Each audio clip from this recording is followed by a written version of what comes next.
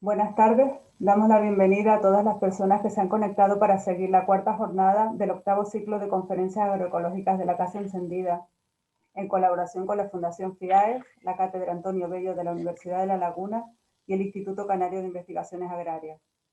De igual forma, damos la bienvenida a los alumnos del 10º curso y el segundo máster de Agroecología, Soberanía Alimentaria y Ecología Urbana y Cooperación al Desarrollo Rural. Hoy agradecemos la presencia entre nosotros del doctor Víctor Manuel Toledo con la conferencia que lleva por título Agroecología, la batalla suprema en Latinoamérica. Para hacer el primer acercamiento a la figura de nuestro invitado, le paso la palabra al profesor José Luis Porcuna. Bueno, muchísimas gracias, muchísimas tardes.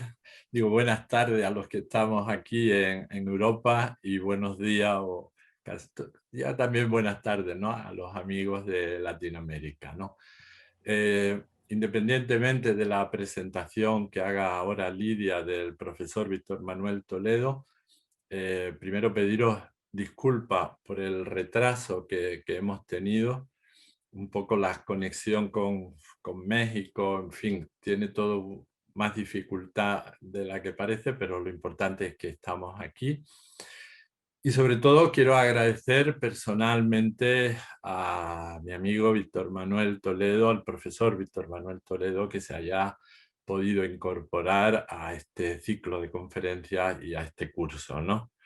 Él lo va a presentar formalmente Lidia, pero quiero que sepáis que Víctor es un referente en Latinoamérica y yo diría que en todo el mundo en temas de agroecología, por su compromiso como militante, por su compromiso ético, por su compromiso académico y por su compromiso social y político, ¿no? Es un referente indudable. Sé que es difícil para él por distintos motivos, está haciendo un esfuerzo por estar aquí hoy con nosotros. Yo le quiero agradecer de todo corazón, sé que es un lujo absoluto tenerlo aquí. Víctor, amigo, deseo que te recuperes pronto, lo mejor posible, que podamos estrecharnos y abrazarnos pronto. Y nada más, ¿qué te digo? Un millón de gracias, un abrazo de Mary también, que la tengo por aquí, te puedes poner y saludar. Y que nos veamos, no, nos veamos Muy pronto, pronto. ¿no? Oh, hola, hola. Hola, ¿cómo ¿Qué tal? estás? Bien, bien, aquí conectado con Canarias rápidamente. Bienvenido, bienvenido, muchas gracias. Bueno, pues haremos un descanso por prescripción facultativa. Víctor Manuel tiene que hacer unos descansos pues, de cada 45 o 50 minutos, pero sé que vais a disfrutar de su clase, de su conocimiento, de su enfoque, de su visión y, como decía al principio, de su compromiso. Un abrazo a todos, gracias una vez más por estar en este evento y Víctor, muchísimas gracias una vez más. Un abrazo enorme y un Un beso gusto. desde Canarias. Gracias. Con gusto, con gusto. Muchas gracias, profesor. A continuación, daré un breve resumen del recorrido profesional del doctor Víctor Manuel Toledo. Se trata de uno de los grandes intelectuales de nuestra época, así como uno de los grandes expositores del enfoque de la agroecología política a nivel mundial. Es doctor en Ciencias por la Facultad de Ciencias de la Universidad Nacional Autónoma de México. Es profesor e investigador del Instituto de Investigaciones en Ecosistemas y Sustentabilidad de la Universidad Nacional Autónoma de México. Trabaja en las áreas de etnología y patrimonio cultural y también en el área de ecología política. Es fundador y editor de la revista Etnoecología, que es pionera en el estudio de las relaciones entre las culturas indígenas y la naturaleza. Ha sido titular de la Secretaría de Medio Ambiente y Recursos Naturales del Gobierno de México. Lleva publicados más de 200 trabajos de investigación y divulgación, además de 12 libros y más de 40 artículos científicos. También es colaborador habitual del periódico La Jornada. Entre sus libros destacan La ecología del ejido, de 1976, Ecología y autosuficiencia alimentaria, 1985, México, diversidad de culturas, 1995, La paz en Chiapas, Ecología, Luchas Indígenas y Modernidad Alternativa, 2000. Ecología, Espiritualidad y Conocimiento, de la Sociedad del Riesgo a la Sociedad Sustentable, de 2003. Y el más reciente, Ecocidio en México, la batalla final es por la vida, de 2015. Aprovecho este momento para decirles que las preguntas que vayan surgiendo las pueden ir escribiendo por el chat, yo las iré recogiendo y se las transmitiré al profesor en el momento en que él lo estime oportuno. Y bueno, y sin más preámbulo, ya le doy la palabra a nuestro invitado de hoy. Bienvenido, profesor Toledo. Adelante. No, muchísimas gracias. Gracias por las palabras, por la introducción. Y bueno, pues ya en esta fase en la que estamos de poder hacer reuniones de este tipo, pues ya se volvió casi una costumbre. Hoy podemos tener aquí gente de China o de Nepal o de Argentina o de Chile o de Europa, ¿no? De manera integrada. Yo les estoy hablando desde México, desde la ciudad de Morelia, que se encuentra entre Ciudad de México y Guadalajara, en el occidente del país. Y todavía les estoy hablando desde fuera de la ciudad de Morelia, en un pequeño centro que llamamos Secofe. Es un centro de educación, arte y ecología, aquí en medio de un bosque de pino. Bueno, pues el tema que voy a desarrollar el día de hoy tiene que ver con la agroecología en América Latina, porque de una u otra forma casi podemos afirmar que la agroecología nació en América Latina, ha tenido un desarrollo muy rápido y también, digamos, es en los países latinoamericanos, pero también en España, de alguna manera, y entonces podemos hablar de un nacimiento y desarrollo iberoamericano. La agroecología tiene hoy una enorme importancia y está jugando un papel muy relevante en toda la problemática mundial. Aunque voy a hablar del América Latina en lo concreto, sin embargo, dado que he visto el programa, quienes han estado antes que yo y los que van a estar, pues quisiera, antes de entrar al tema de América Latina, se me ocurrió compartir con ustedes algo así como responder, bueno, ¿de qué se trata esto de la agroecología? Porque quien ve el programa ve desde problemáticas de suelos hasta problemáticas de cosmovisiones y no acaba uno de entender realmente qué es la agroecología. Y entonces me voy a tomar los primeros minutos para tratar de responder de qué se trata cuando hablamos de agroecología.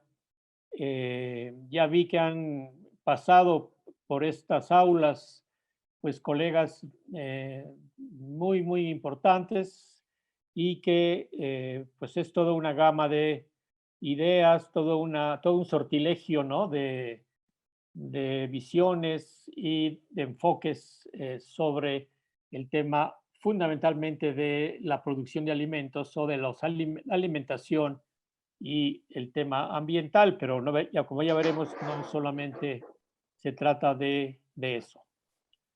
Bueno, vamos a empezar a compartir imágenes. Bueno, cuando vamos a hablar del tema de América Latina, tenemos que hablar finalmente de un conflicto que es un conflicto mundial entre agronegocios y la propia agroecología. Y vamos a analizar con mucho cuidado qué significa cada una de estas dos. Vamos a ver aquí cómo. Aquí sí no sé cómo voy a poder. Profesor, hay unas flechas debajo en la parte inferior izquierda de la pantalla. Sí, ya logré. Bueno, vamos a ver lo primero. Miren, La primera manera de entender que el significado de la agroecología tiene que ver con el cuestionamiento de un paradigma, tiene que ver con haber puesto en duda, cuestionado un dogma. Un dogma como tantos dogmas que hoy hay en el mundo. Esta primera imagen nos muestra del lado izquierdo a un productor tradicional, campesino, que está justamente trabajando su tierra para producir alimentos.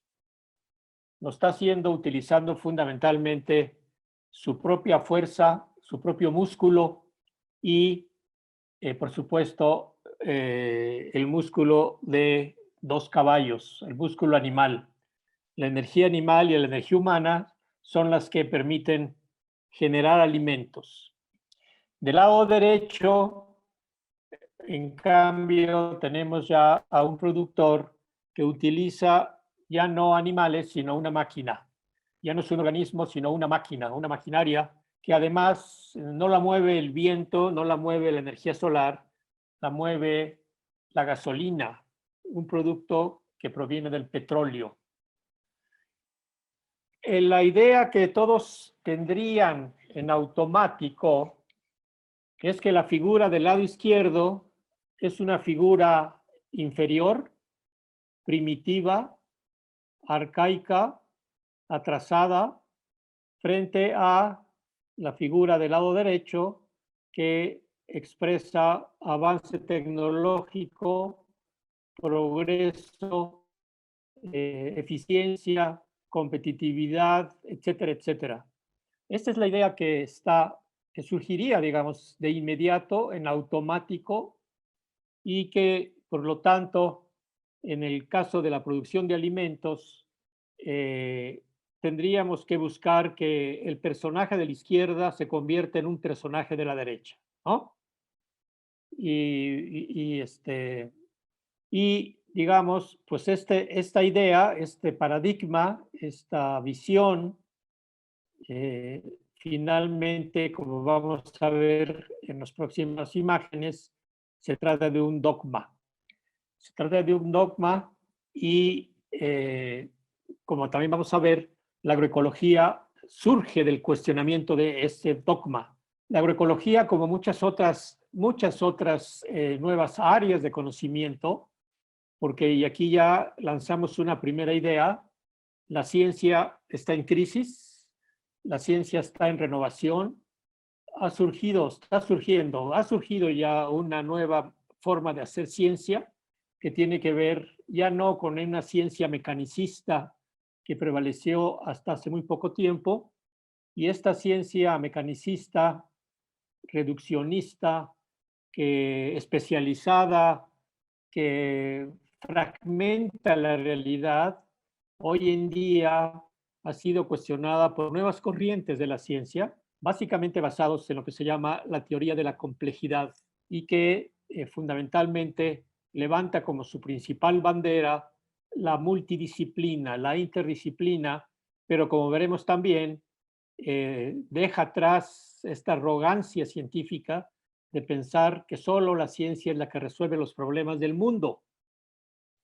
Solamente esta idea, que es otro dogma más, queda cuestionado de manera inmediata cuando nos damos cuenta que la ciencia tiene 300 años de antigüedad, más o menos, que podemos registrarlo con la fundación de las primeras sociedades científicas que tuvieron lugar en Inglaterra y en Francia, pero que antes de que existiera la ciencia, pues por supuesto que existía un conocimiento objetivo. ¿Y saben cuál es la antigüedad de este conocimiento anterior de la ciencia? Pues el resto de los 300.000 años que tiene la especie humana. La especie humana tiene 300.000 años de antigüedad, el Homo sapiens, y pues por supuesto que no necesitó de tener ciencia para poder avanzar y evolucionar en todos los sentidos posibles. Por lo tanto, esta actitud arrogante de los científicos convencionales de decir que solamente el conocimiento científico es el único válido, y esto sucede en todos los campos, no solamente en la producción de alimentos, especialmente en el campo de la medicina, por ejemplo, ¿verdad? En el campo de la tecnología, en el campo de la energía, etcétera, etcétera. Bueno, entonces, punto número 1, veamos a ver qué es esto del dogma de que el productor tradicional, campesino, indígena quizás, es inferior y está atrasado respecto de el productor, digamos, industrial. Con esta idea, con este dogma, pues entonces lo que ha quedado, digamos, clavado en las mentes que no cuestionan es que hay que modernizar, hay que desarrollar, hay que hacer que progrese el modo campesino tradicional y se convierta en un modo agroindustrial o moderno, ¿no? Sería un poco la idea dentro de este paradigma. Pero, a ver, analicemos realmente qué significa ser campesino o ser moderno o agroindustrial. Vamos a utilizar 9 criterios. El criterio número 1 es el criterio de energía. Y aquí vemos claramente que el modo campesino usa exclusivamente energía solar. Es decir, solar directa o indirecta, porque utiliza la propia fuerza humana o animal, o a lo largo, o a lo sumo digamos, usará quizás energía del viento, quizás, ¿no? Por otro lado, el modo agroindustrial o el productor agroindustrial usa predominantemente energía fósil. Hablamos de energía fósil, de energía proveniente de petróleo, gas, carbón y uranio. El uranio, claro, no se usa aquí porque todavía no hay tractores nucleares, ¿verdad? Pero el uranio se usa para la producción de energía nuclear. El segundo criterio es el de la escala. El campesino trabaja a pequeña escala, en minifundios, normalmente, y ahí logra su producción. Las escalas más pequeñas están hoy en día en China y en India, pero también en buena parte de los países africanos y latinoamericanos. En México, por ejemplo, el promedio de un propietario campesino es entre 5 y 10 hectáreas, pero en China es de entre media hectárea y 1 hectárea, etcétera, etcétera. Y bueno, oh sorpresa, ¿saben ustedes que China es un país autosuficiente en alimentos? ¿Saben ustedes que China es el país más eficiente porque logró durante muchas décadas que el campesinado chino, a partir de media hectárea, de 1 hectárea, produjera alimentos para ellos mismos y para el resto de la población más amplia del mundo? Entonces aquí ya comienzan a aparecer las dudas, ¿no es cierto? Empiezan a aparecer ya los cuestionamientos. Por su parte, la producción agroindustrial de alimentos realiza de manera óptima en medianas y grandes propiedades. Incluso cuando se habla de productividad, la lógica, la racionalidad productiva del sistema agroindustrial normalmente se logra en grandes propiedades. Y ya en caso de países como Brasil, Argentina, Colombia, digamos, la producción industrial de alimentos y de otros productos ya está realizada por verdaderos latifundios, monopolios de la tierra. Por lo tanto, todo lo que hoy se vive en el mundo en general, salvo países africanos, salvo el caso de India, salvo el caso de China, salvo el caso de Cuba, salvo el caso de México especialmente, donde ha habido reformas agrarias, pues todo el establishment trata de justificar que solamente en las medianas y grandes propiedades es donde mejor se va a realizar la producción de alimentos.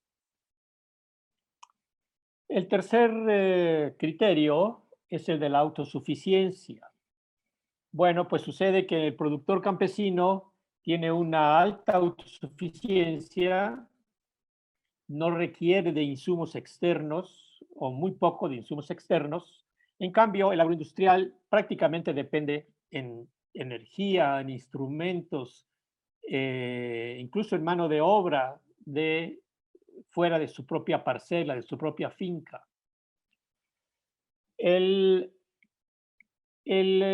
cuarto criterio para comenzar a distinguir es el de fuerza de trabajo, y efectivamente el campesino utiliza básicamente fuerza de trabajo familiar o bien comunitaria, porque en muchas comunidades tradicionales se acostumbra la ayuda mutua, tiene muchos nombres en lenguas indígenas, y el conjunto de familias ayudan a una familia y así van ayudando a cada uno en la producción agrícola.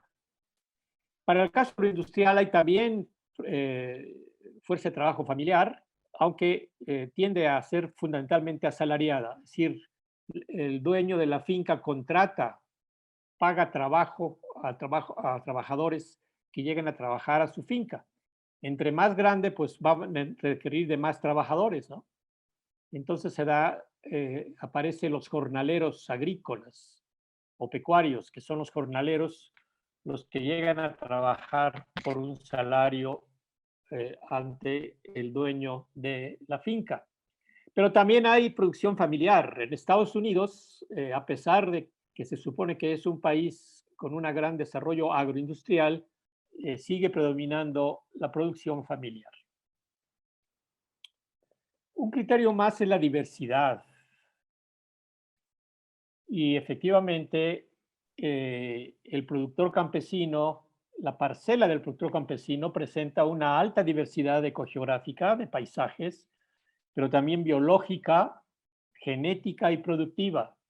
En cambio, el agroindustrial tiene una baja, casi nula diversidad, porque es altamente especializado, se especializa. El siguiente es productividad energética. ¿Qué tanto el uso de la energía, qué tan eficiente es el uso de la energía? Bueno, pues en el caso del campesino tiene una alta productividad energética y los sistemas agroindustriales una baja productividad energética.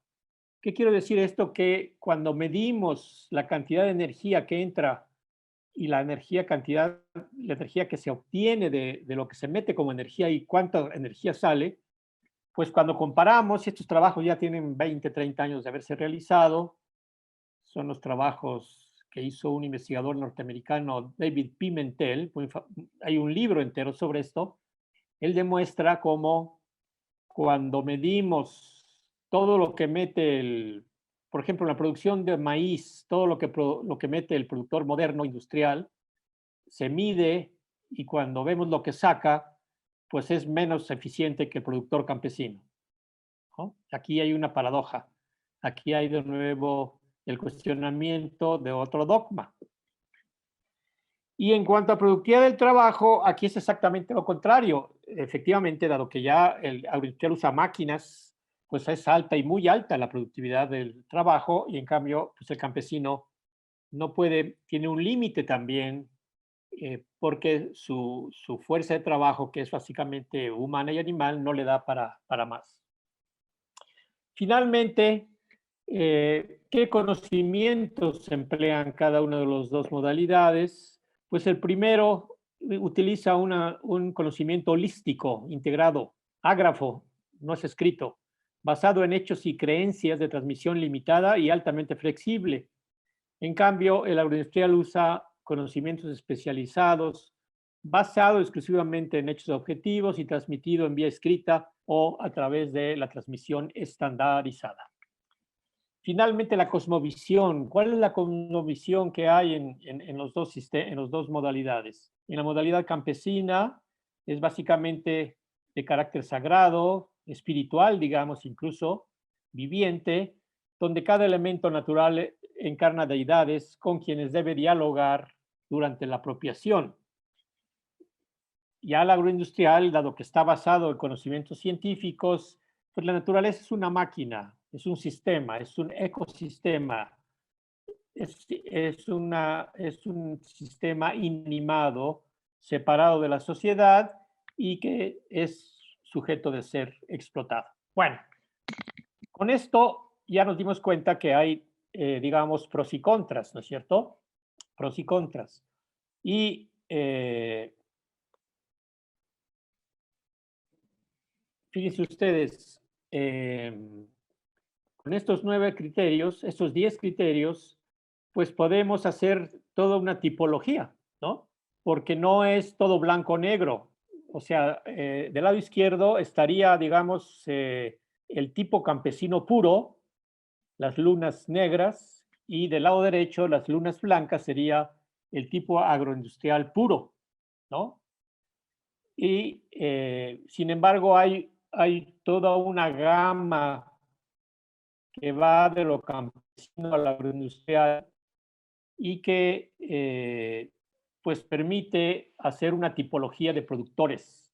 Bueno, pues esto es un trabajo que realizamos hace muchos años en México y que lo aplicamos a todo el país a través de los censos demográficos, perdón, de los censos sí, demográficos y agropecuarios, y también lo fuimos aplicando con todo un equipo. El libro se llama La Modernización Rural de México, un análisis socioecológico. Si lo buscan, lo pueden bajar si gustan del internet. Pero también se puede realizar este tipo de análisis a través de estudios a un nivel de una familia, de una comunidad, de un municipio, etcétera, etcétera, ¿no? Esta es una tipología que creamos hace ya varios años y que utilizamos, pero que se los muestro hoy para ilustrar el quiebre de este paradigma. Bueno, entonces, pues aquí vemos cómo cuestionamos este paradigma. Porque fíjense ustedes, cuando ya metemos un criterio de carácter ambiental, pero también social y cultural y político, pues descubrimos que esta idea de que toda la producción de alimentos debe estar dirigida a transformar el modo campesino en modo agroindustrial a través de la modernización, el desarrollo y el progreso, pues no es lo único que existe. Nosotros proponemos que tiene que ver una modernización alternativa basada en la idea de la sustentabilidad y finalmente de la agroecología. ¿Por qué planteamos esto? Porque, oh sorpresa, descubrimos que el modo agroindustrial contamina los suelos, acaba con los recursos de agua, si sobreexplota la producción de los acuíferos, crea injusticia agraria porque solamente privilegia las grandes propiedades, explota mano de obra a través de la contratación de jornaleros, reduce la diversidad biológica porque está basado en monocultivos, reduce la variedad genética y ahora con el uso de transgénicos genera contaminación genética también.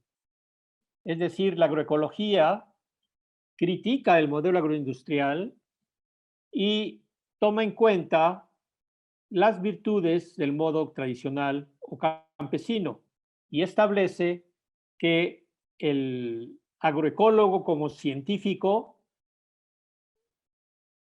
tiene la obligación de dialogar con el modo campesino, que también tiene un conocimiento que le ha sido útil. En el caso de los países, de muchos países donde existen culturas indígenas y donde existen productores indígenas, en el caso de México, la mitad del país está en manos de comunidades indígenas y de ejidos campesinos. El agroecólogo está obligado al diálogo de saberes al diálogo de culturas, al diálogo de conocimientos. ¿Por qué? Porque miren ustedes, solamente les doy el ejemplo de los mayas de la península de Yucatán en México. Los mayas son una cultura que tiene 3000 años de antigüedad. Hacen producción de alimentos de maíz a través de la milpa desde hace 3000 años. ¿Habrá un conocimiento en el productor maya? ¿El agrónomo o el agroecólogo puede llegar a imponer un conocimiento desde la ciencia? ¿O está obligado a, por lo menos, preguntarse si tiene algún conocimiento o no? Pues, oh sorpresa, el productor maya, el campesino maya, distingue todos los tipos de suelo de la FAO UNESCO, distingue 900 clases de plantas, distingue las principales especies de animales, reconoce hidrología, reconoce, ya dije tipo de suelos, reconoce topografías, sabe lo que son los ciclos ecológicos, distingue paisajes y los nombra en lengua maya, tiene un acervo del conocimiento de plantas medicinales, plantas alimenticias. La milpa maya tiene maíz y otras 15 o 20 especies más en un policultivo, etcétera, etcétera. Por lo tanto, el agroecólogo está obligado a tomar en cuenta el conocimiento tradicional. Por lo tanto, hablamos ya de una modernización alternativa, no la que nos están imponiendo desde el paradigma de la modernización o el desarrollo y el progreso en la producción de alimentos, ¿no? Bueno, pues en realidad lo que hace la agroecología es una pequeñísima parte de lo que está sucediendo en el mundo, porque resulta que hoy en día, y lo estamos viendo a través de las dos grandes amenazas que hoy tiene el ser humano, una macroamenaza, que es la del cambio climático, que no se ha logrado detener tras 20 años de discusiones y discusiones, y de bla, bla, bla, bla, bla, y no se detiene el cambio climático, y desde hace un año, la aparición de la pandemia del COVID-19, una amenaza microscópica. El ser humano hoy está asediado desde lo macro y desde lo micro por el desbalance del ecosistema planetario, con el cambio climático, la crisis del clima y con la crisis sanitaria del virus por abajo. Pero en realidad lo que está en crisis es el mundo moderno creado desde Europa. Toda la visión occidental está en crisis, incluyendo el conocimiento intelectual. Y por eso, desde América Latina, muchos pensadores hemos cuestionado desde hace 20 o 30 años la civilización moderna, industrial, tecnocrática, capitalista. Y la agroecología es una pequeñísima parte de esta crítica a la crisis de la modernidad, pero también es una recuperación del elemento tradicional, no para volver de manera romántica a lo tradicional, sino para crear síntesis entre tradición y modernidad y generar un mundo diferente, una nueva civilización. La agroecología es parte de este esfuerzo por crear una nueva civilización.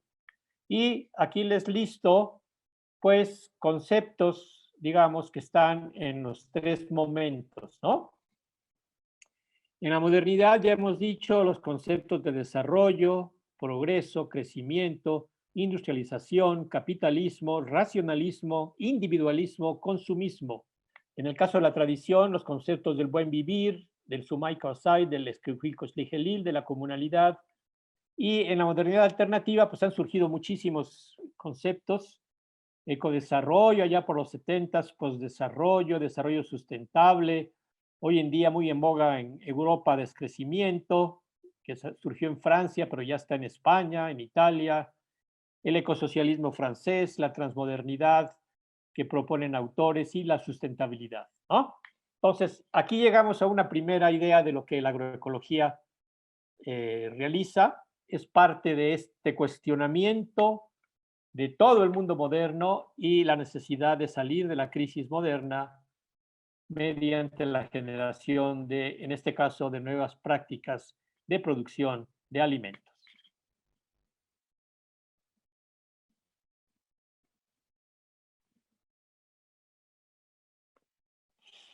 Bueno, el segundo enfoque de la agroecología tiene que ver también con un salto que se dio ya hace algunos años. Es que originalmente la agroecología surgió como un mero cuestionamiento en el campo de la producción. Apareció como un simple ajuste tecnológico productivo, ¿no es cierto? ¿Por qué? Pues por los daños ambientales fundamentalmente y por la necesidad de integrar los principios de la ecología y de la biología a la producción. Es decir, la agronomía se empieza a preocupar por el tema ambiental primero y por lo tanto pues está enfocada la agroecología en los primeros años, estuvo fundamentalmente, digamos, resolviendo problemas técnico-productivos, ¿no? De suelos, de uso de agua, de variedades, de razas, de sistemas de manejo, ¿no? Pero ya hoy en día, y este es el aporte que ha hecho Steve Gliessman en su libro Agroecology ya hace algunos años, ya hoy la agroecología es el estudio del sistema alimentario. Y yo agrego algo más, la agroecología es el estudio del metabolismo alimentario, que va desde la producción de alimentos, la circulación de los alimentos, la transformación de los alimentos y el consumo de los alimentos. En los últimos congresos que hemos tenido en América Latina y en México, ya se habla de todo esto. O sea, ya en los últimos congresos de agroecología en México, pues ya se invita a todos los movimientos de consumidores, por ejemplo, ¿no? De consumidores responsables. Ya se habla de los sistemas de transformación, se habla ya del comercio justo, del comercio orgánico. Ya no nada más es la producción de alimentos. Entonces, este es otro enfoque que yo quería que ustedes tuvieran claro. La agroecología estudia todo el sistema alimentario.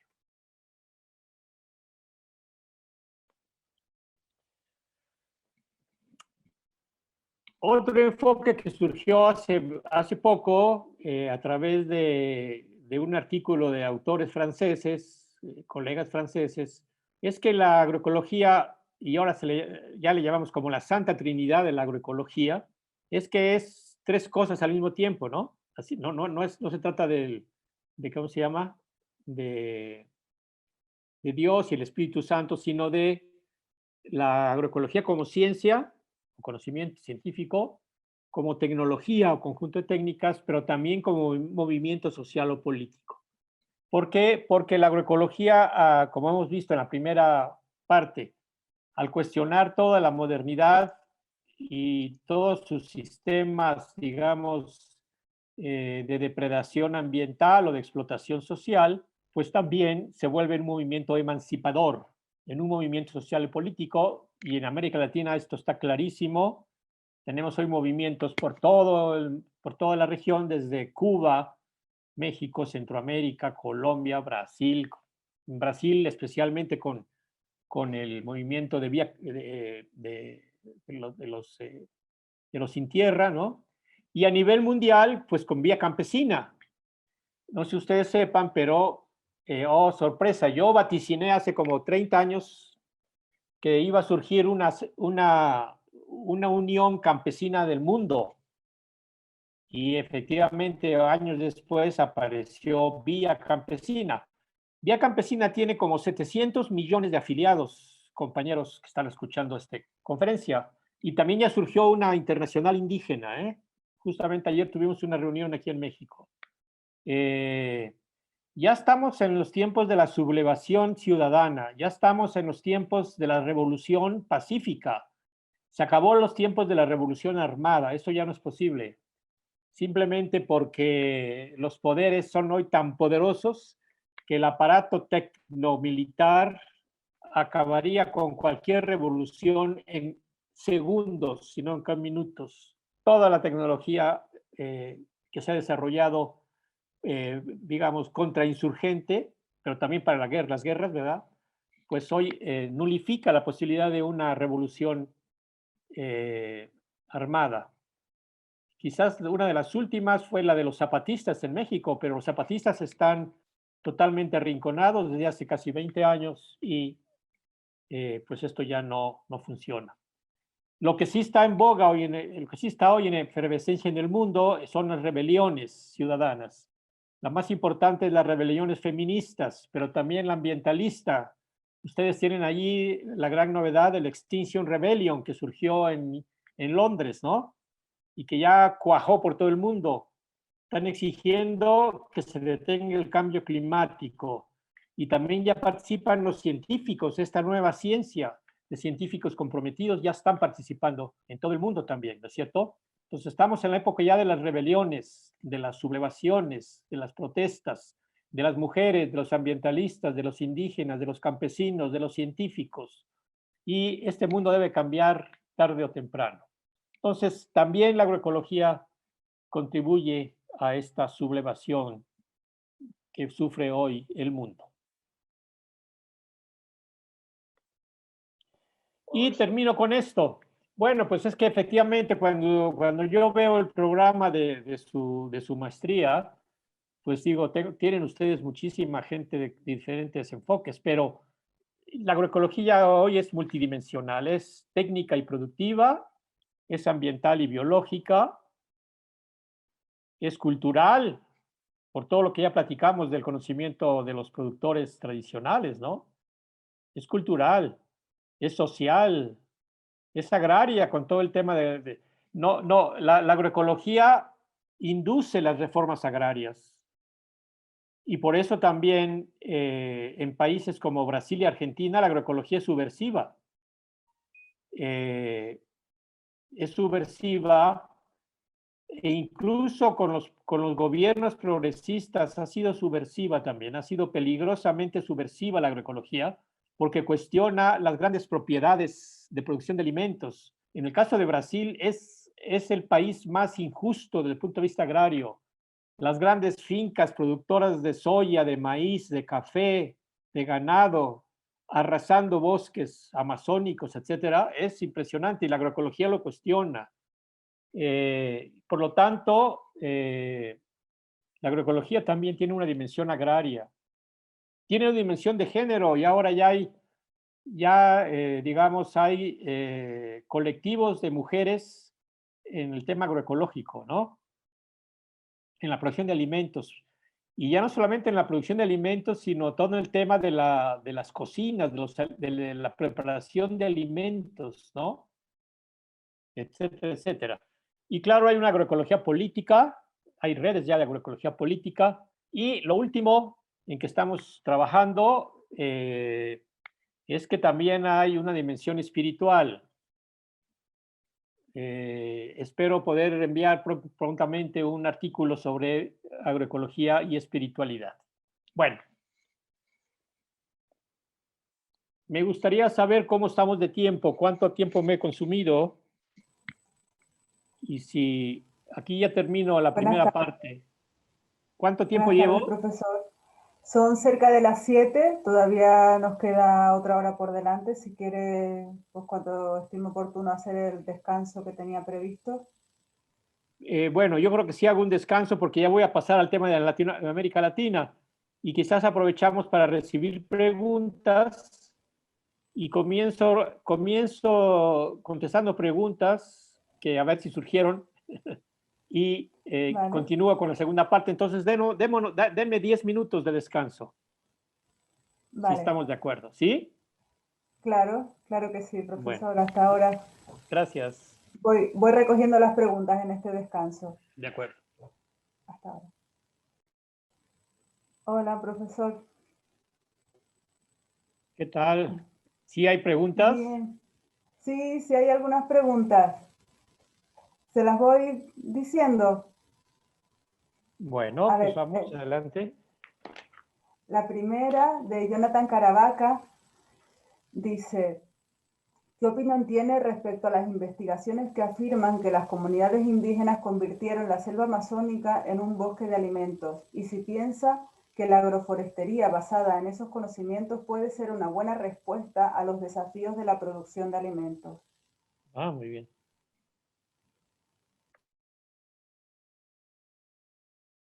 ¿Por qué no me da 2 o 3, 3 o 4 y ya voy poco a poco?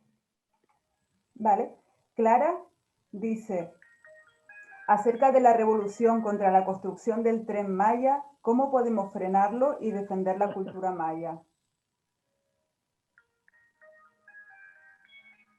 Ruth Lozano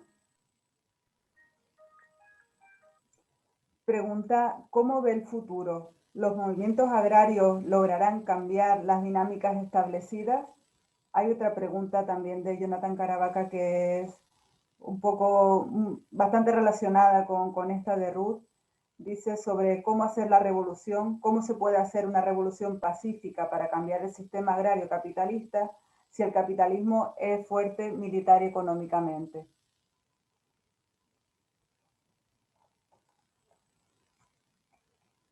Y la última,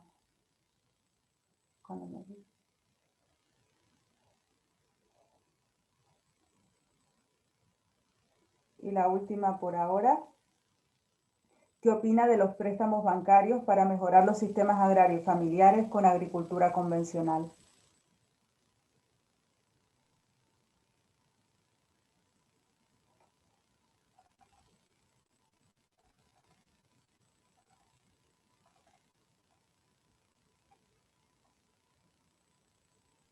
Sí, pues ya con eso ya tenemos bastante. Sí. ¿Hay más todavía? Acaba de llegar una más. Y es la última, Si digamos, quieres. ¿no? A ver, de una vez Sí. ya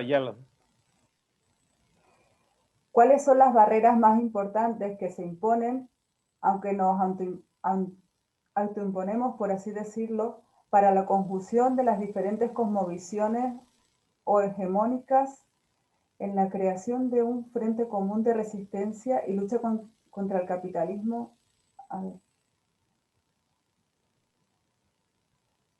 Y lucha contra el capitalismo que admita las diferencias, la diferencia entre personas, entre formas de pensar y de vivir.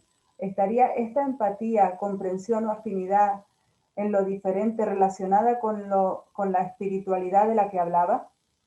Wow.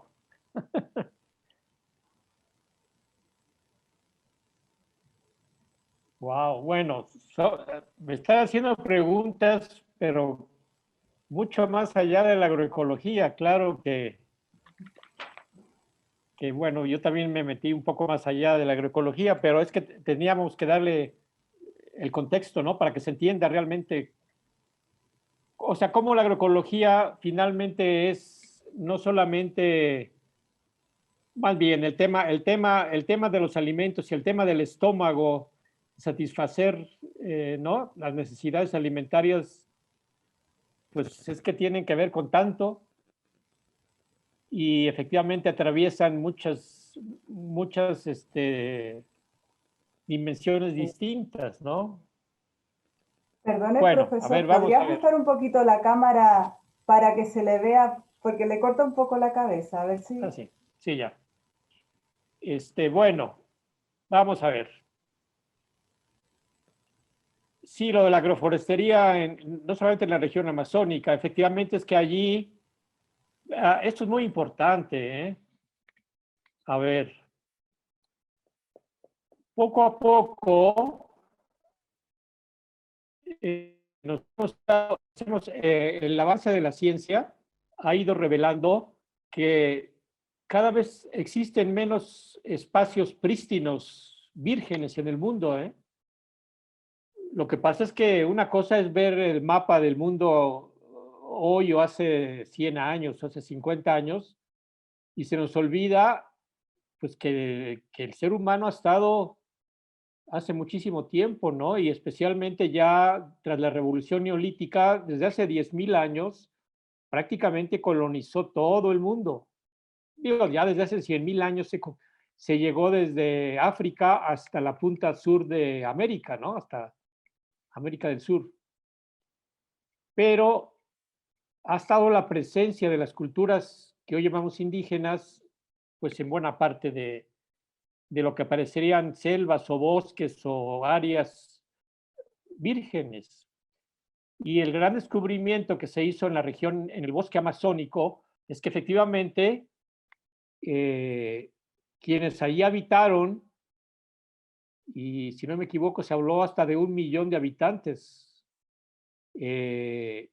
modificaron los suelos.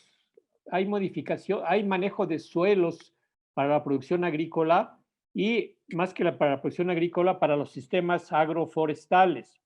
A ver, un sistema agroforestal es un sistema donde se combina especies agrícolas con especies forestales, ¿no? Incluso mucho se integra también la ganadería, son los sistemas agro-silvopastoriles.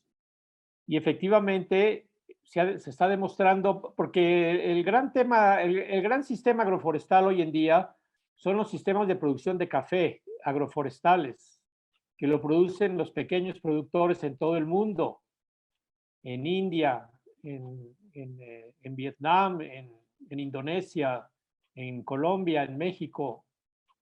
Y otra cosa son los sistemas, otra vez modernos, agroindustriales de producción de café, que son puros monocultivos a sol, como en Brasil y en Colombia. Y entonces, efectivamente, los sistemas, la agroforestería, en el caso de los mayas también, los mayas lograron vivir 3,000 años y hoy hay todavía 1 millón de hablantes de maya en México, porque lo hicieron a través de un sistema agroforestal, efectivamente. Me parece muy raro que me hagan una pregunta sobre el Tren Maya, porque no, quizás fue de algún mexicano, porque no lo van a entender el resto de los participantes. El Tren Maya es un nuevo proyecto del gobierno actual de México que espera impulsar el turismo en una zona de una gran riqueza biocultural, que es la zona maya, justamente, y ha habido una gran polémica, un gran debate sobre si es un proyecto correcto o incorrecto. Lo que les puedo decir es que, bueno, aquí se habla de que este proyecto, este megaproyecto del Tren Maya puede destruir ambientalmente o culturalmente, y culturalmente. Lo que yo les puedo decir es que los impactos ambientales del Tren Maya son mínimos o van a ser mínimos. El gran problema es efectivamente el problema social y cultural, porque se quieren desarrollar polos de desarrollo repitiendo la misma idea de estos grandes megaproyectos turísticos. Y ahí es donde efectivamente no podemos aceptar el Tren Maya. Es una cosa mucho más complicada y más compleja, pero ese es mi punto de vista.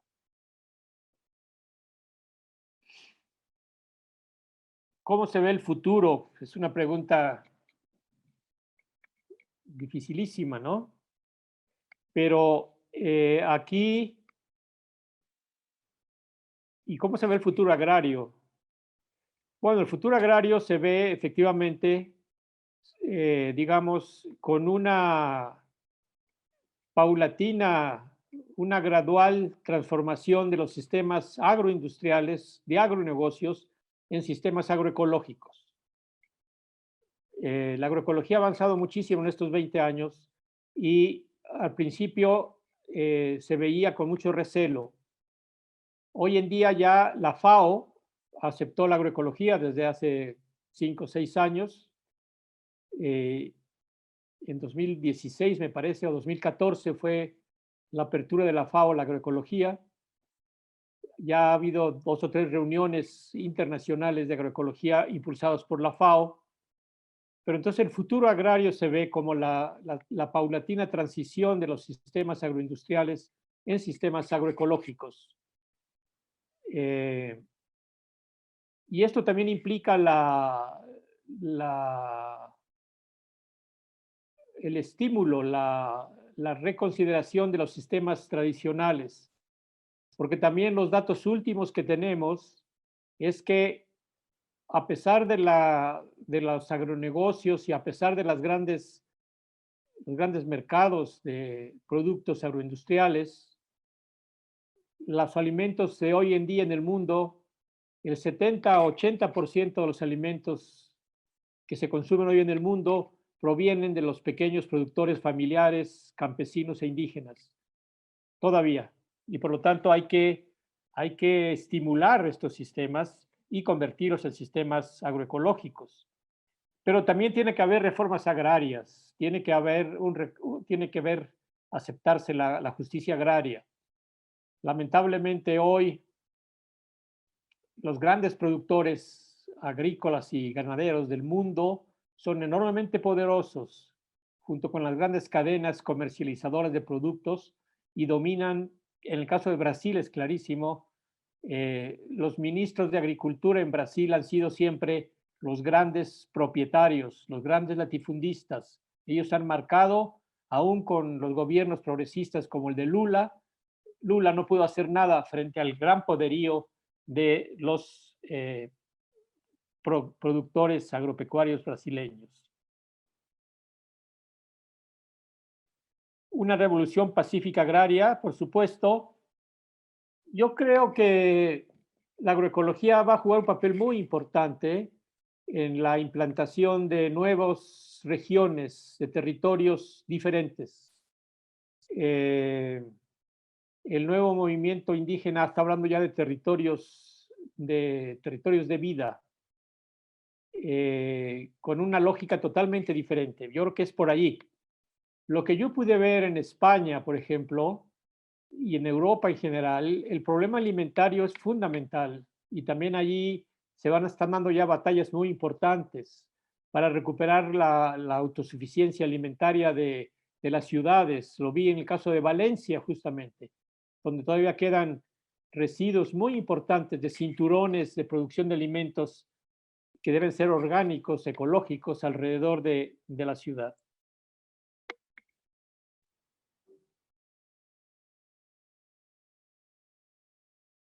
No entendí muy bien esto de los apoyos bancarios a familias con agricultura convencional.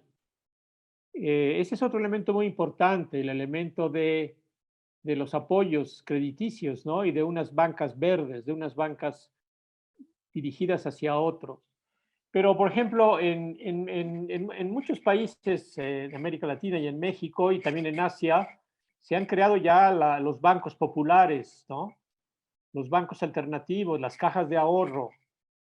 En México, la cooperativa más grande de productores de café tiene su propio banco ya.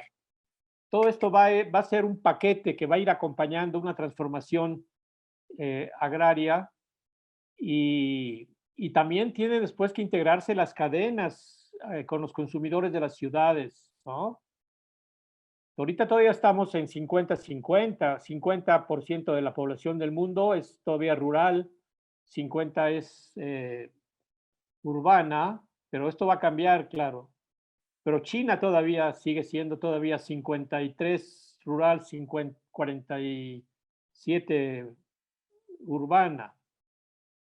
En fin, se va por esa línea. Y finalmente el tema de las cosmovisiones y el tema espiritual, sí. A ver, lo que pasa es que la civilización moderna es una civilización materialista, tecnocrática, individualista. En cambio, el mundo tradicional es un mundo más ligado con lo espiritual, con la comunalidad, con la cooperación, con la ayuda mutua y sobre todo con el respeto a la naturaleza. Las cosmovisiones indígenas fundamentalmente giran alrededor de la madre tierra. La madre tierra es la que prácticamente es el centro de toda actividad y de toda ética. Ahora los posmodernos debemos regresar a una visión también de respeto a la naturaleza y a una ética, quizás por supuesto que ya no desde las perspectivas tradicionales, pero por lo menos en una visión profunda, ¿no? Que tiene que ver más con un ente más al estilo del taoísmo, del Tao. En fin, todo esto está ahí y efectivamente ya hay varios que estamos pensando en cómo la agroecología también se debe conectar con la visión de lo espiritual. Bueno, dicho esto, paso ahora sí a la segunda y última parte de la charla del día de hoy.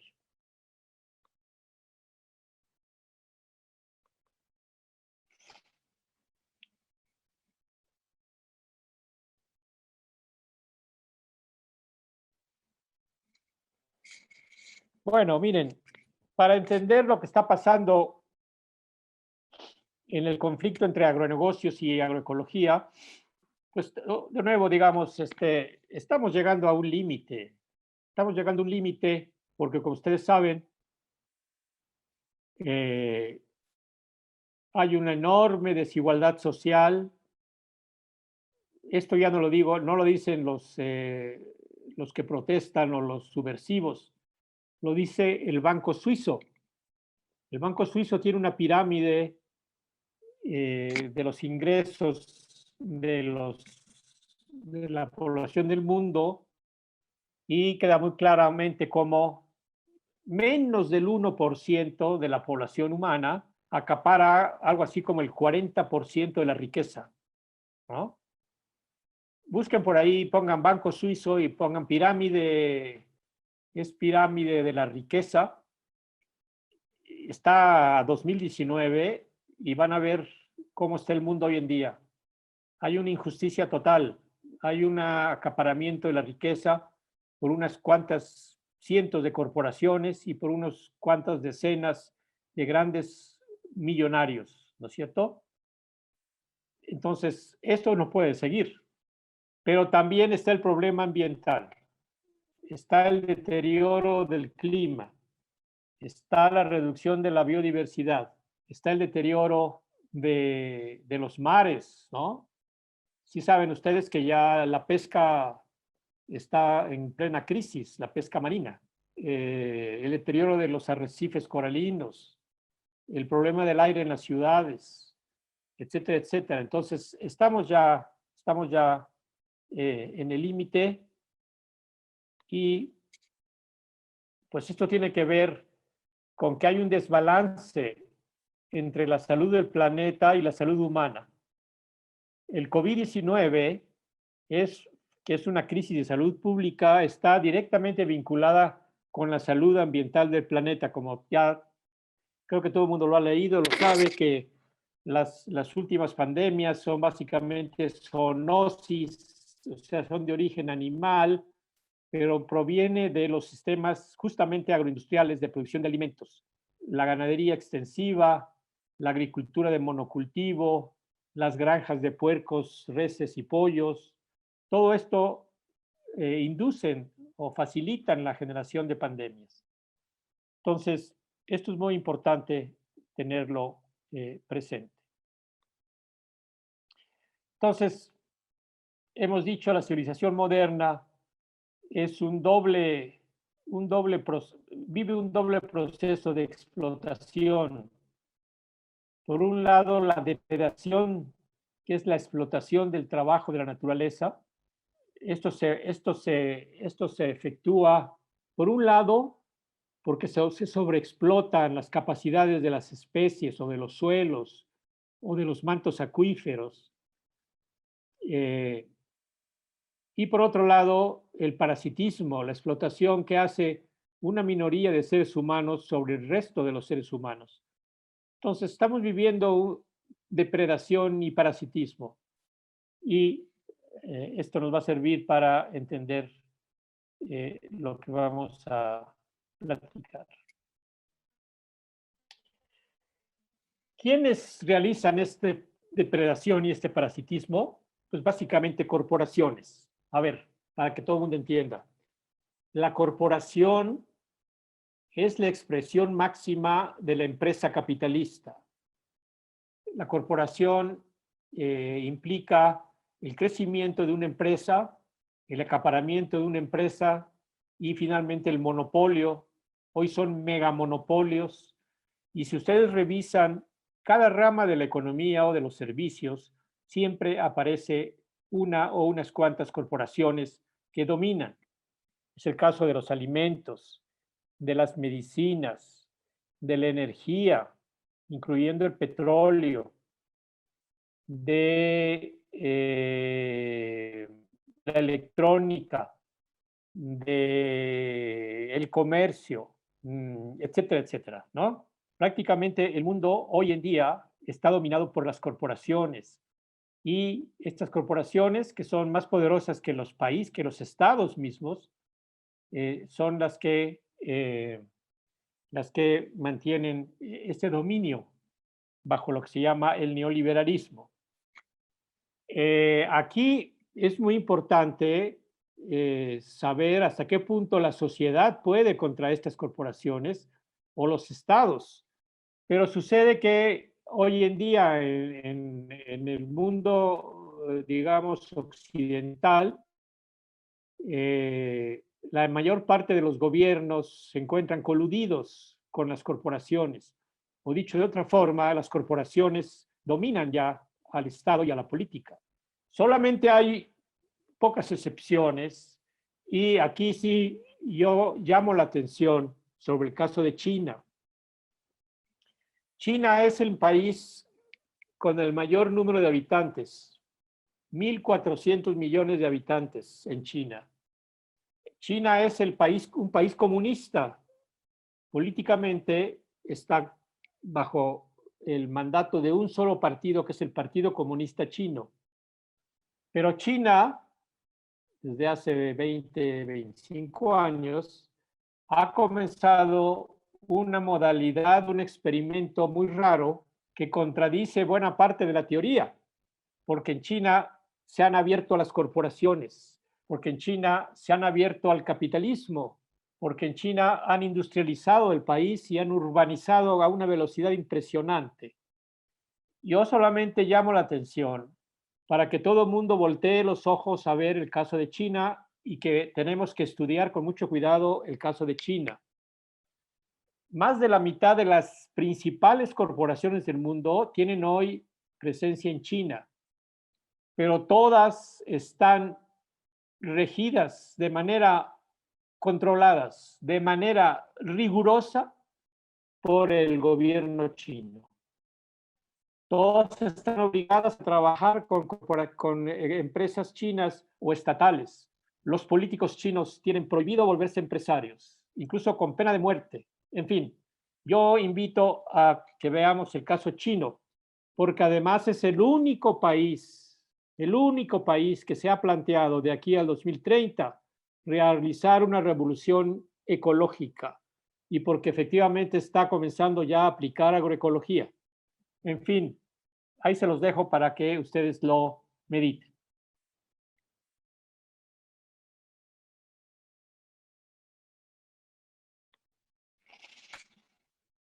Entonces, la agroecología, si seguimos este razonamiento, pues debe ser un proceso de emancipación social y de justicia social y un proceso de emancipación con la naturaleza y de justicia ambiental, ¿no? Sería, digamos, el encuadre y esto se va a lograr a través de la transformación de los sistemas alimentarios. Necesitamos hacer sistemas alimentarios ecológicamente eficientes, culturalmente adecuados, económicamente viables, justos, etcétera, etcétera, ¿no? Y esa sería un poco la consigna. Bueno, los sistemas agroindustriales son básicamente sistemas basados en la ganancia, en el agronegocio. Ya vimos que los sistemas agroindustriales básicamente se realizan en medianas y grandes propiedades, incluyendo verdaderos latifundios. Y afortunadamente ya ha habido estudios como estos que se realizan en América, han realizado en el mundo y en América Latina, para ver esos efectos del agronegocio que han ocurrido en diferentes países.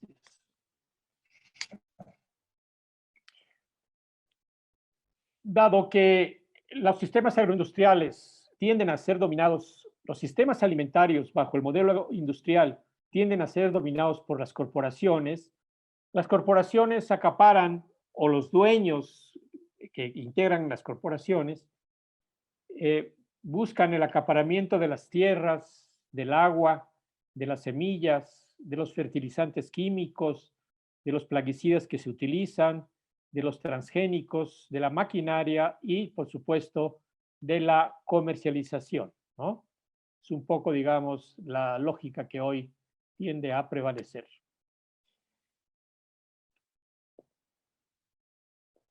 En el mundo de los agronegocios, de nuevo, las corporaciones, no llega a una docena de corporaciones que están dominando el mundo desde la producción hasta la comercialización y el consumo, incluyendo el uso de los insumos agrícolas, semillas, pesticidas, fertilizantes químicos, maquinaria, equipo agrícola en general, ¿no?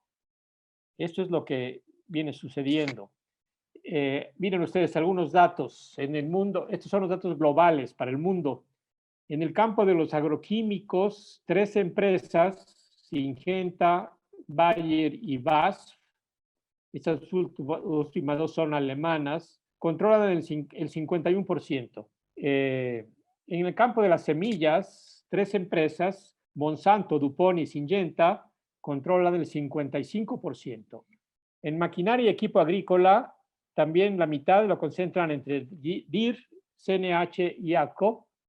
Y aquí no puedo ver el caso de los fertilizantes, en la que 3 también están dominando la comercialización de estos insumos.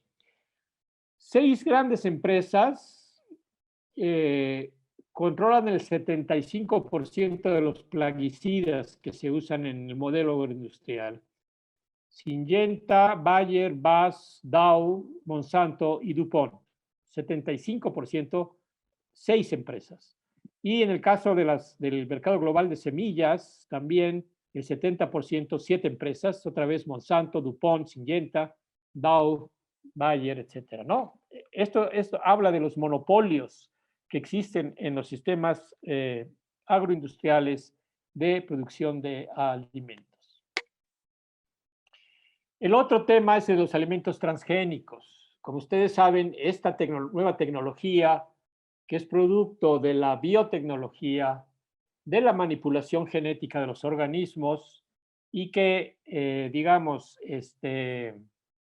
ha sido fuertemente cuestionada, también lo producen prácticamente las mismas 5 o 6 grandes corporaciones, la Bayer, la BASF, la DuPont, la Dow, la Syngenta, la Monsanto, que ahora se han fusionado y se han generado, ahora nada más hay 3 o 4. O sea, se crean megamonopolios con unas cantidades de dinero impresionantes, ¿no? Este es el mundo, digamos, del agronegocio. Y ahora vamos a ver qué sucede para el caso de América Latina y cómo la agroecología se opone a esto totalmente, se opone a esto. Aquí tenemos que tomar en cuenta el papel de la ciencia y de los científicos, porque bueno, yo no sé cuántos, los congresos de agroecología en España asistirán cuántos, el último que estuve creo que fue en Córdoba, 500. En América Latina han llegado a ser los congresos de 4,000, 5,000. Pongan ustedes que hay 10,000 agroecólogos en América Latina, ¿no? Pero ¿cuántos habrá trabajando en las corporaciones de científicos, ¿no? De todo tipo, químicos, agrónomos, biotecnólogos, etcétera, ¿no? Bueno, Aquí, de nuevo, entramos con el tema de la ciencia y el capital,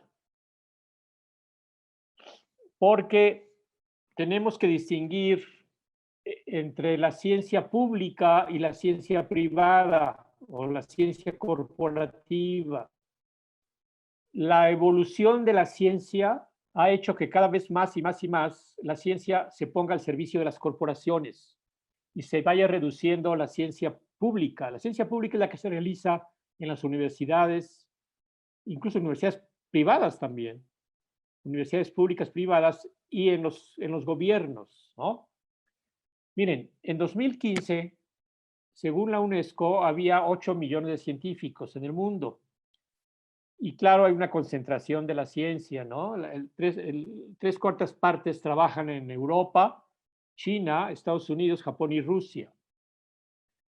Pero el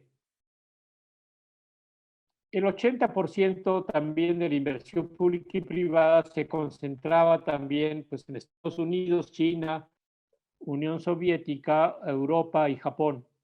Pero lo que se ha visto, según la UNESCO, es que ha habido un incremento de la inversión privada y el ejemplo más claro es Estados Unidos. Miren ustedes, mientras que la relación entre la ciencia pública y la ciencia corporativa era de 60% contra 40% en 1965, para el 2006 ya estaba en 35 pública, 65 corporativa y 30-70 en 2015. Eso les da una idea, ¿no? De cómo poco a poco van aumentando. Solamente en el Departamento de Defensa de los Estados Unidos empleaba en 2014 a unos 150,000 científicos, técnicos, ingenieros y matemáticos. Vean ustedes el papel de la investigación científica en relación con las corporaciones. Es decir, aquí estamos hablando también incluso de las corporaciones productoras de armas, de una ciencia para la guerra. Aquí están la lista, no lo voy a entrar con detalle, de las 15 o 20 principales compañías productoras de armas, con unos presupuestos 35.7 mil millones de dólares, 3.4 mil millones, 28 mil millones, etcétera, etcétera. Lo que quiero decirles es que esta idea que tenemos idealizada de la ciencia benefactora no existe más. Hay muchas formas de hacer ciencia y hoy cada vez domina más la ciencia al servicio del capital.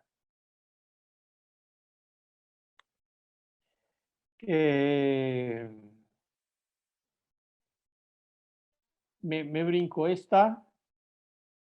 Y bueno, pues también, por supuesto, lo que decíamos, la ciencia para las corporaciones alimenticias, pues son también enormes. Lo que dice aquí, el crecimiento de la inversión privada en investigación y desarrollo agropecuario ha sobrepasado por mucho el de la inversión pública.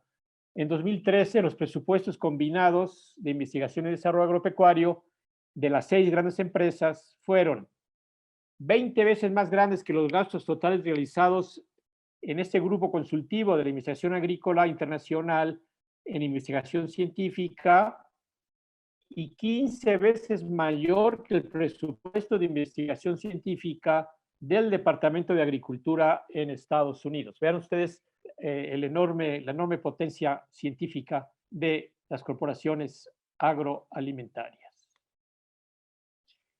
Esto, así hago un pequeño desviación, pues tenemos que hablar de una ciencia con ética, ¿no?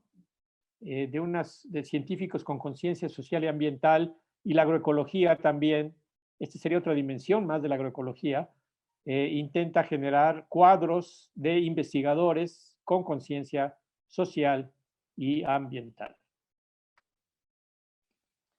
Bueno, simplemente pues estamos frente a unos gigantes, luchando contra unos gigantes. Les quiero platicar muy brevemente el caso de México con el maíz transgénico. Aquí venimos realizando una batalla de casi 20 años en la que científicos, académicos, organizaciones campesinas, organizaciones civiles, artistas incluso, chefs también, hemos realizado una batalla contra para evitar la entrada del maíz transgénico a México, porque contaminaría los centros de origen del maíz en el mundo, que es justamente Mesoamérica.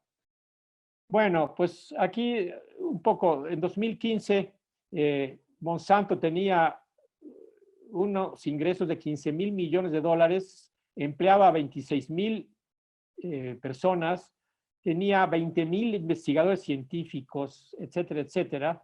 Solamente en México invertía entre 20 y 40 millones de dólares para su investigación. Bueno, pues a ellos nos enfrentamos 53 ciudadanos, 20 organizaciones campesinas y urbanas, y metimos una demanda legal y la ganamos. Es decir, una suspensión de la entrada del maíz transgénico en México. Logramos suspender legalmente, llevamos en esta batalla legal 10 años y acabamos de lograr en diciembre del año pasado un decreto del presidente López Obrador de México para suprimir la entrada del maíz transgénico. Esto fue una batalla que hicimos tanto dentro de la Semarnat, la Secretaría de Medio Ambiente de México, como desde los ciudadanos y los movimientos campesinos. Creo que es una muestra de que sí se puede ganarle a las grandes compañías. Algo parecido ha sucedido en países como Perú, en países como Costa Rica, me parece, y no recuerdo otras más, pero bueno, esta ha sido una batalla.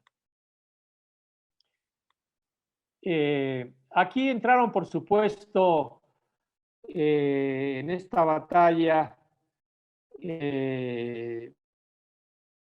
tanto las posiciones de las compañías y del gobierno, porque antes de este gobierno teníamos al gobierno en contra, a la Secretaría de Agricultura en contra, a la Secretaría del Medio Ambiente en contra. Yo caí en una paradoja porque cuando fui secretario de Medio Ambiente era también, yo mismo me estaba acusando, entonces tuve que hacer un movimiento legal porque yo estaba atacándome a mí mismo, porque había sido uno de los que protestaba y ahora estaba del lado del gobierno que se había puesto en contra nuestra. Pero también hubo una batalla dentro de la ciencia. Miren ustedes, 2 libros. El libro Transgénicos, grandes beneficios, ausencia de daños y mitos, que lo generaron los biotecnólogos de México que apoyan los transgénicos, ¿no?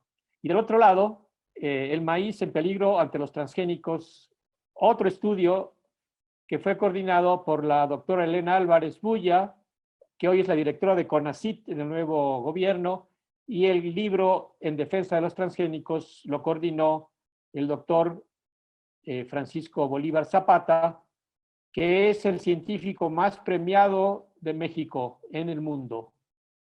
La ciencia hoy en día es un campo de batalla brutal. Como ustedes saben, incluso las grandes revistas científicas como Nature han sido cooptadas por los intereses, por ejemplo, de las grandes corporaciones. Las grandes revistas científicas de medicina.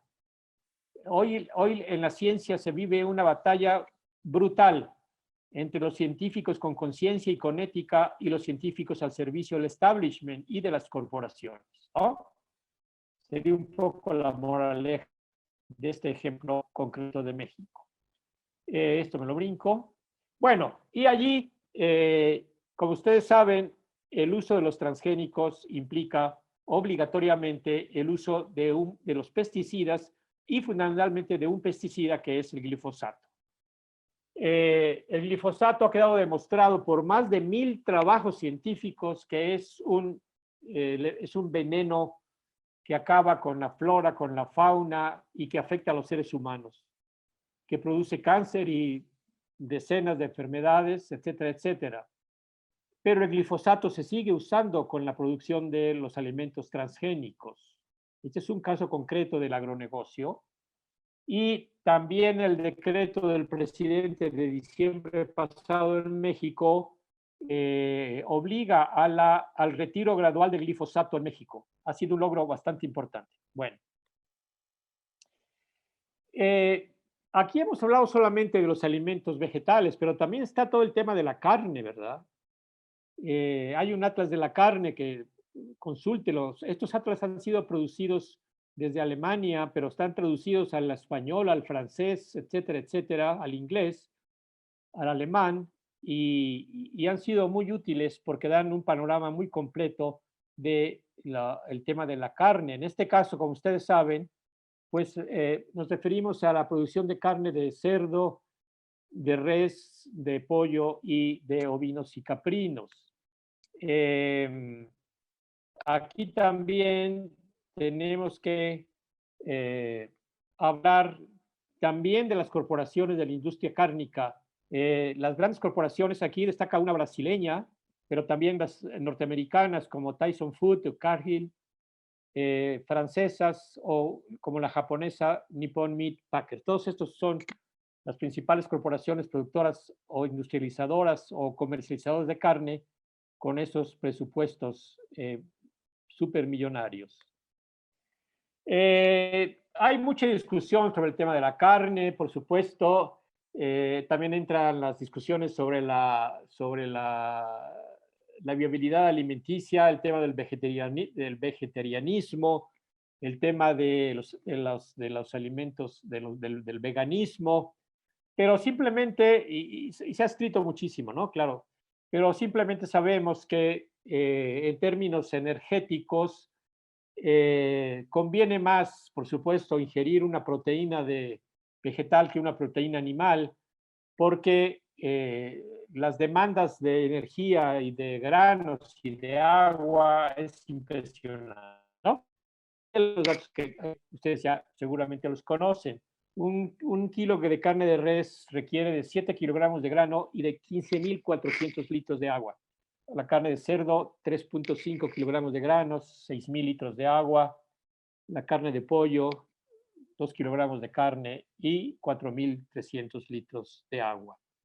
El tema de la ganadería también tiene que ver. En América Latina, la ganadería fue la gran deforestadora en los años 70, 80, incluyendo México. Fue brutal la cantidad de selvas tropicales destruidas por el avance de la ganadería extensiva.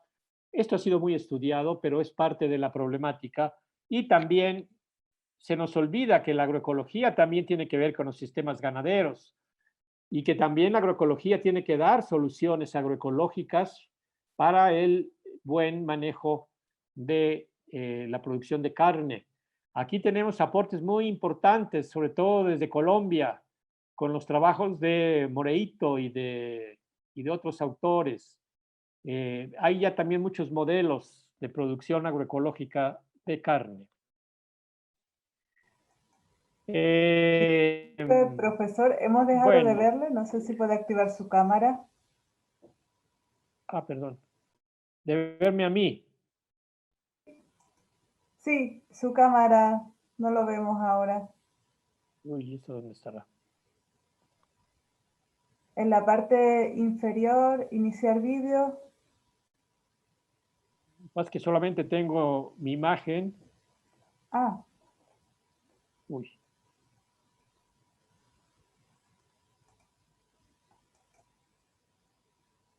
A ver si ahora. Bueno, termino y ya me reconecto. Lo terminamos así, que quedan unos 10 minutos y pasamos a las preguntas y después ya la activamos. Sí, ya estoy terminando. Me quedan 5 minutos, cuando mucho. Bueno, entonces, inicia mi video otra vez. A ver, aquí está. Perfecto. Bueno, entonces estábamos en el tema de las granjas, las granjas porcícolas donde han surgido virus, ¿no? Donde se utilizan el hacinamiento de cientos de miles de animales que tienen que ser aplicados con hormonas, con antibióticos, con plaguicidas de todo tipo, y que, digamos, pues es la modalidad agroindustrial que también debe ser cuestionada. Bueno, este es el caso de Yucatán, donde hay una gran cantidad de granjas porcícolas, pero bueno. Termino con el caso de los transgénicos en América del Sur, para que ustedes vean el enorme impacto que tiene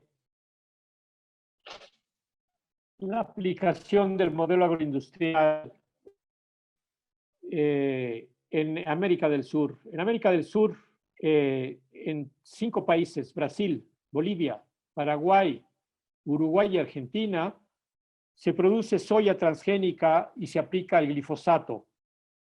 Se aplica el glifosato. Aquí está un poco un mapa. El último dato que se tiene, es de 62 millones de hectáreas sembradas desde el Cerrado brasileño hasta el sur de Argentina.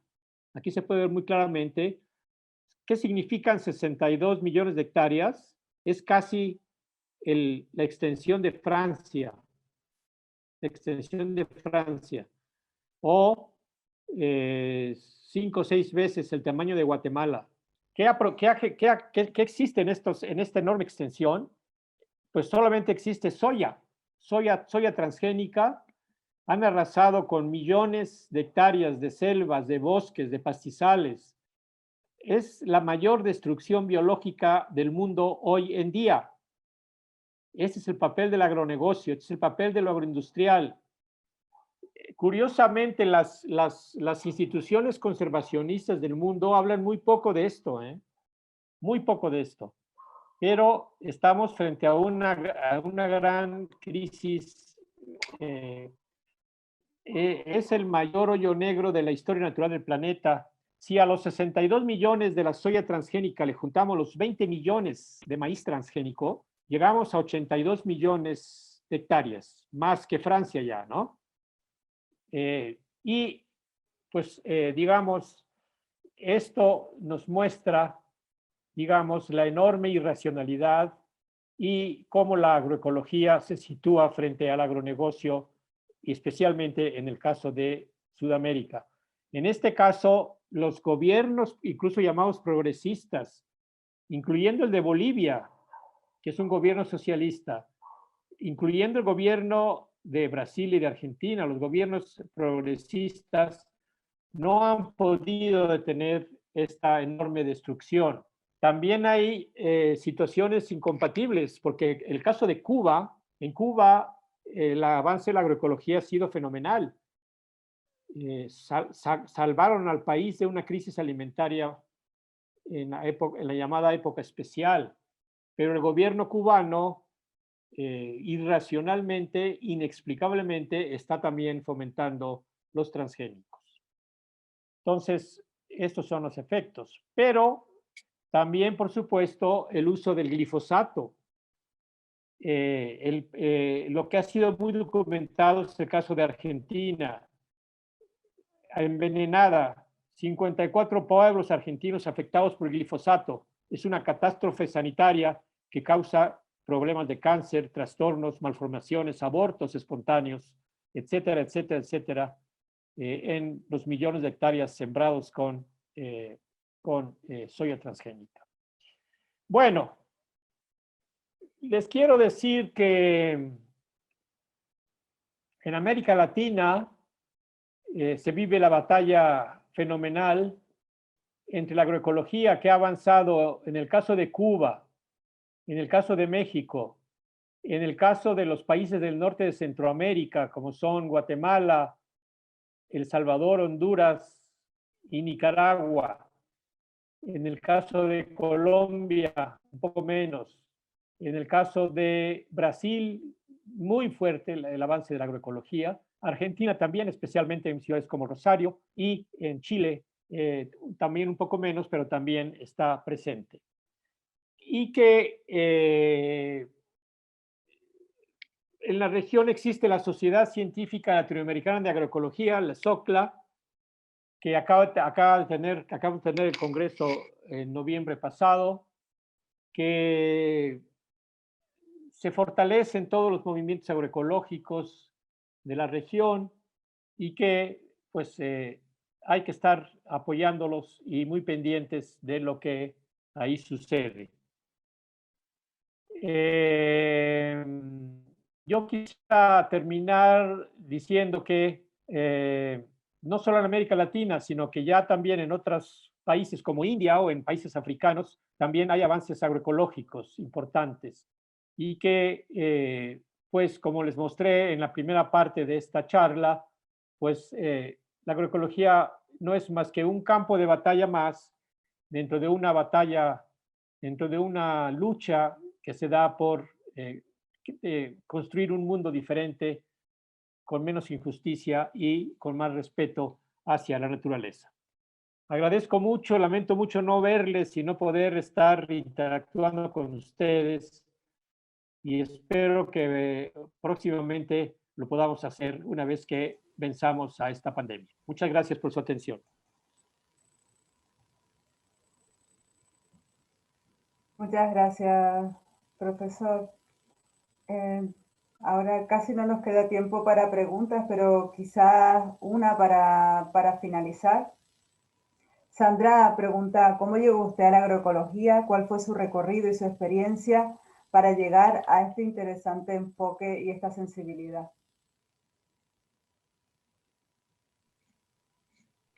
Uy, muchas gracias por la pregunta. Es muy bonita, da como para 10 minutos. Pero podemos seguirnos un poquito más, yo creo, ¿no? A ver, no, miren, yo llegué a la agroecología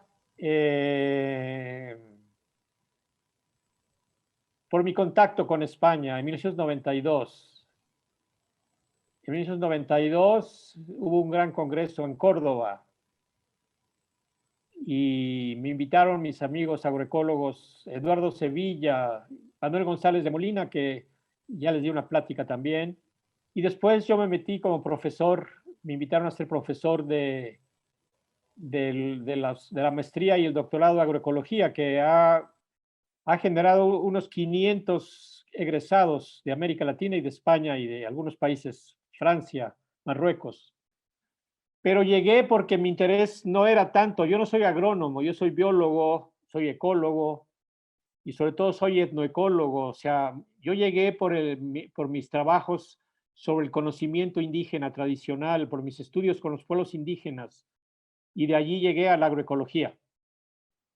Yo creo que soy bastante ignorante en temas agronómicos, pero sí conozco bastante de lo que hacen los pueblos indígenas para manejar su naturaleza de manera adecuada, y también pues he caminado bastantes países conociendo experiencias. Así fue como yo llegué. Pero lamentablemente también me he metido a otros temas como la política, la ecología política, y pues he escrito también sobre la gran crisis de la civilización moderna, y de esta forma conecto todos mis intereses, ¿no? Ese sería un poco brevemente la historia de cómo llegué a la agroecología. Pues muchísimas gracias, profesor, por su intervención y por seguir haciendo pues este ciclo de conferencias que estamos celebrando tan interesante. Y nada, pues agradecer también todos los alumnos están... Perdón, ¿Sí? se me olvida algo, que estoy precedido porque mañana sé que van a tener nada menos que a un grande de los grandes, a José Manuel Naredo. El profesor Sí, Naredo es uno, para los que me escuchan, el profesor Naredo, miren ustedes, están frente a uno de los grandes pensadores de la economía ecológica. Si el jurado del premio Nobel fuera justo, tendrían que darle el premio Nobel de Economía a José Manuel Naredo. Con eso les digo todo, y por favor transmítanle mis saludos mañana, mi abrazo a mi queridísimo José Manuel Naredo. Muchas gracias. se lo diré, se lo transmitiré. Okay. Pues nada, reiterar el agradecimiento y también agradecer la participación de todas las personas que asisten a este ciclo de conferencias, al curso, al máster que coinciden en esta sesión, y agradecer también a la organización del evento y a todas las personas que lo hacen posible. Y seguiremos mañana con los alumnos del curso y del máster en la clase de José Manuel Naredo, que se llamará Crisis de la ideología económica dominante. Y el próximo viernes el ciclo de conferencias continuará con el doctor Nicolás Olea, que nos hablará de los contaminantes presentes en las cadenas alimentarias. Pues muchas gracias a todos y que descansen, y un placer, profesor. Hasta la Igualmente, próxima. gracias. Hasta pronto. Bueno, cuídense mucho todos, por favor. Lo haremos, igualmente.